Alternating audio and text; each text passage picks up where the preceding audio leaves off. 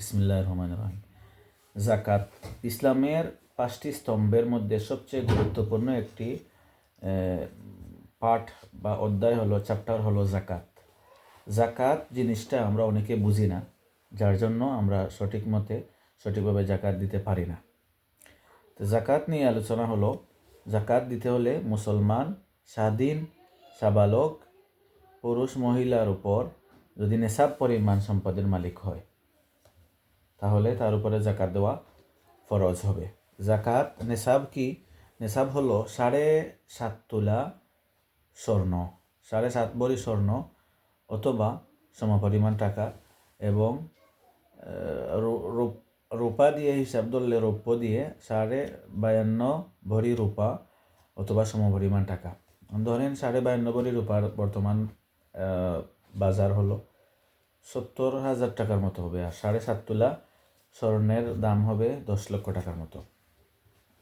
এখন যদি কেউ স্বর্ণের হিসাব ধরে, তার শতে 2.5 টাকা আসবে জাকাত, 1000-এ 25 টাকা,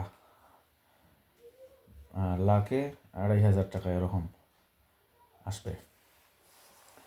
1000-এ 25 টাকা হলে লাখে এরকম 2.5% সম্পদের 2.5% জাকাত বছরান্তে দিতে হয় হিসাব করে। অর্থাৎ যদি তোমার কাছে 1 বছর ফুললি 1 বছর যদি তোমার কাছে একটা সম্পদ থাকে নেশাব পরিমাণ, এটা ধরো নেশাব, এটা যদি তোমার কাছে 1 বছর গচ্ছিত থাকে, তাহলে 1 বছর পরে এটার উপরে তোমার জাকাত আসবে, এটার উপরে ফরজ।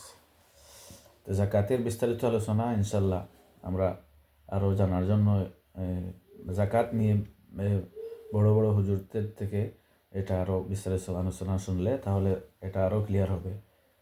আল্লাহ পাক সবাইকে তৌফিক দান করুন এবং জাকাত খামাহাক্কা আদায় করার মতো মন মানসিকতা তৈরি করে দিন। আমিন।